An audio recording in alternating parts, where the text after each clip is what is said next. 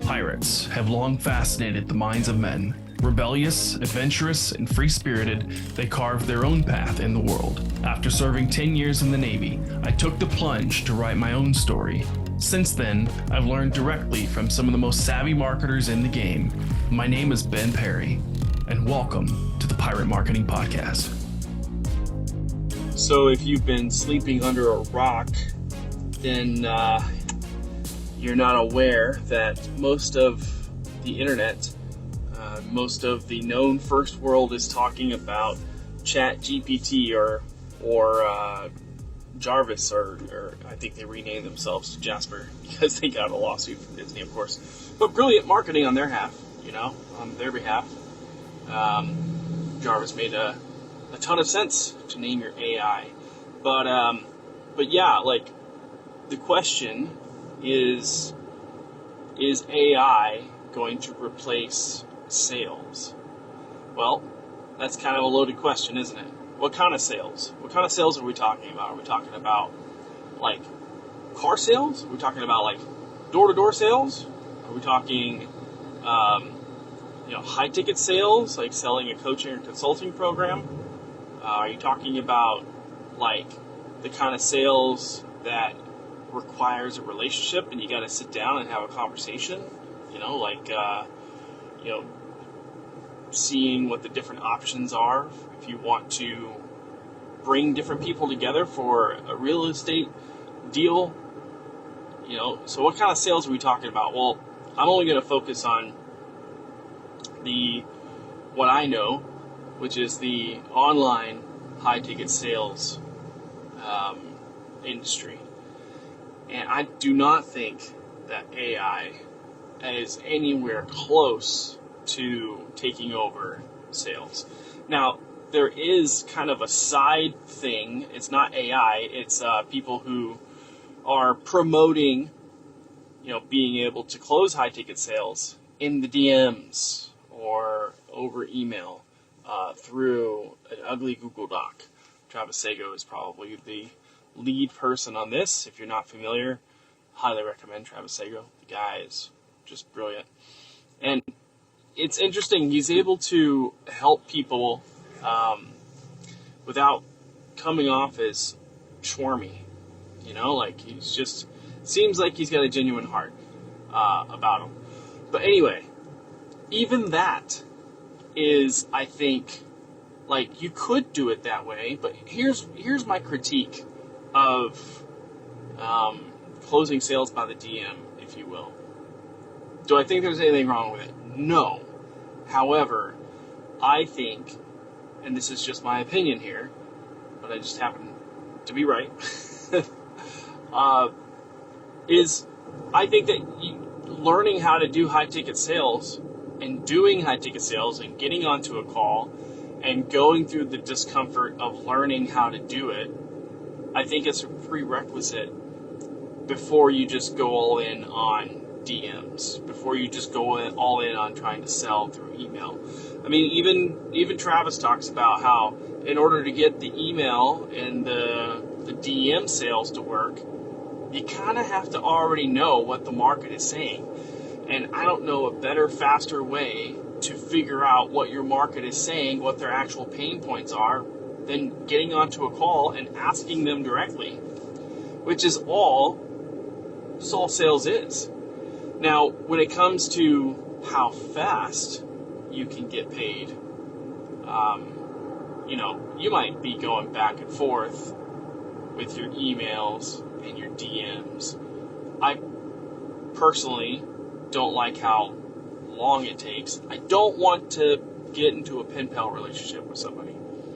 I'd much rather hop onto a phone call and just answer all the questions that might take a couple of minutes to a couple of hours to a couple of days if we're going to stay on Messenger, if we're going to stay on email.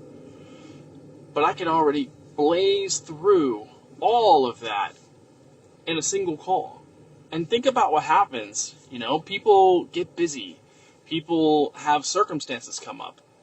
What is true today is most likely tomorrow's bullshit. And what that means is that there are people who might be serious, who might be considering your offer right now, but something comes up, either some unexpected bill, or a loved one passes away unexpectedly, or somebody comes down and is diagnosed, with some, medical illness, or, any number of things can happen. Like just 2 or 3 weeks ago, here in Austin, I think in Texas, but definitely in Austin, we had like this like treepocalypse ice freeze. I'd never seen it before. I've lived up north, in Montana and Washington State, up near Seattle, and I've lived in New England. I have witnessed all kinds of snow. In fact, I experienced my first blizzard when I was just 6 or 7 in Denver. In fact, when I was 7 years old, I think it was 92, they had the 4th of July in Colorado, and it was snowing. Crazy. So when I say that I'm familiar with snow, what happened a couple weeks ago, I've never seen that. It was just cold enough to where the cold rain, stood and froze on all of the trees, but just warm enough to where it didn't turn into snow. So it was very fascinating. Anyway, I bring that up. Now I lost my train of thought. I'm not quite sure why I brought that up. But in selling, right? Oh, that's what it was. Yeah, all kinds of trees came falling down, and those are expenses now that people weren't expecting. People were not expecting basically Texas to freeze over, literally freeze, full of ice.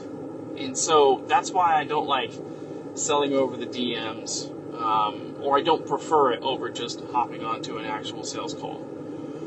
I think that as your offer develops, as you are, if it's a seasoned offer already, then feel free, go nuts, sell over the DMs. But here's another thing. I think that if you're choosing to sell over the DMs or choosing to sell over email as an avoidance to do sales calls because you don't want to experience objections or rejection, I think that is the coward's way out. I'm just going to call it what it is. It's just like, it's not going to take you that long to learn what to do when objections come up. And these are the types of things where people run from them for years.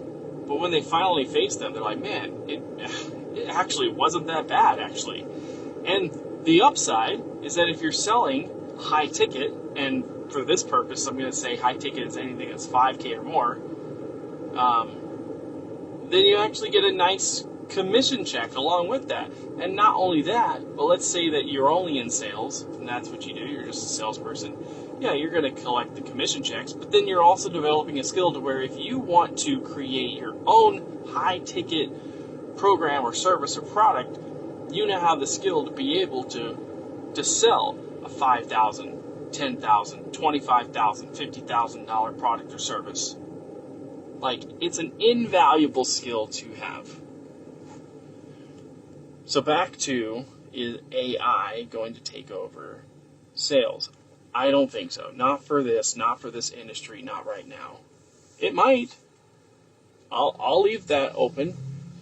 We might be closer to science fiction, to where a person can be interacting with an AI and the AI can sound like it's a human. But I think that there are so many subtleties, so many nuances that a highly competent salesperson is going to have a better chance of closing the deal, communicating the value.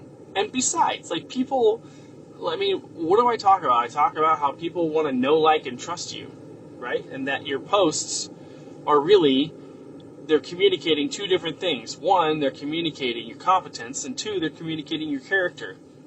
I believe that if there was an AI machine Or have you seen these videos where it looks like a woman who's speaking, but the whole video is just, it's all AI? It's the trippiest thing. You might end up in a situation like that, but even if that is the case, it's like the amount of trust goes down. Because the person is going to wonder, am I actually talking to a real human being, or am I talking to a robot? I mean, if people are deciding whether they're going to work with you, especially in this day and age, where it's so easy for people to outsource their genius, to outsource the thing that actually makes the money, the fact that there's going to be so few people doing that, it just makes sense for you to be real and authentic and actually hop onto a call and do the actual sales. Because then that person knows. What happens when, if you teach an AI to be mean or rude to somebody who's actually going through a very hard time? Like, do you think that that's going to breed trust? Do you think that that's going to help your business? Or do you think it's just going to accelerate your reputation for training your AI bots, basically, to berate and belittle and be belligerent to your prospects? I just see that going down. It's a slippery slope, man.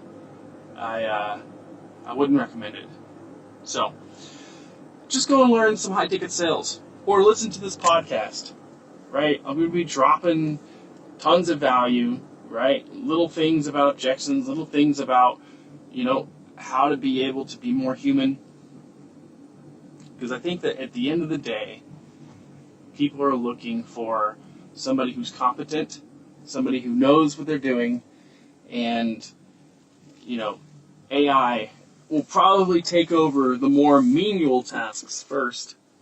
But when it comes to actual sales, when it comes to actually connecting with a real human being, yeah, I think we're nowhere near having that be outsourced. So, all of you sales reps out there, and all of you people who've got an actual offer where you are doing the actual selling, I think that you've got job security. And I think you've got job security because I think it's actually going to become even more valuable because of all the people that are going to try to find a shortcut, because of all the people that are going to try to ride this wave of, oh, I'm an AI expert, I can hire people to do your DM setting for you, I can hire people, or, get the AI to do all these things that you don't want to do. When, if you know how to do that, and you've been doing that for a while, you're going to stand out. You're going to stand out above the crowd.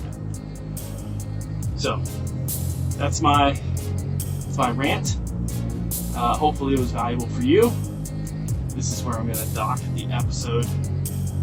If you're appreciating this podcast, or if you found value in this, go and leave a review on this podcast. It takes you 20 seconds. I don't care, what you say, but it's going to help us out. And leave us a negative review. That's totally fine too.